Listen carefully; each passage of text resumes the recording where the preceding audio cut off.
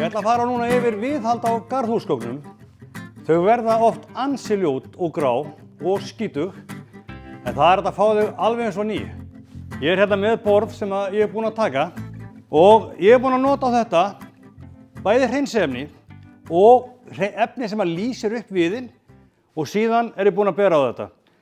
Maður ber sig þannig að við tökum fyrst, ef að borðið lítur út aðeins grámi í því, þá er hér frá Ronseal hreinsiefni og sem lýsir upp viðinn.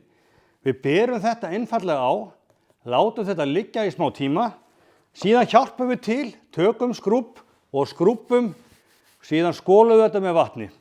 Svona tökum við allt borðið eins og það leggur sig. Síðan látum við það þorna aðeins og síðan berum við á það.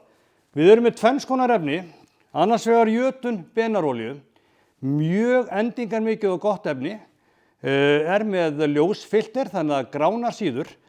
Þetta er einfaldlega borið á annarkvort með pensli, góðum pensli, eða þá með sem svokölluðum svömpum með svona sandpapir undir.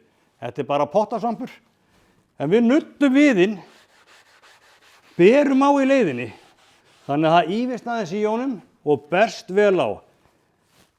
Eftir benarolíuna lítur viðurinn svona falleg út.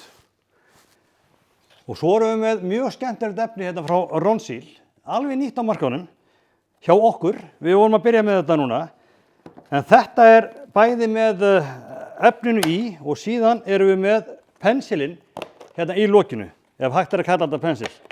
En þetta er efni sem maður ber á með og setjum þetta saman, sem er mjög einfalt.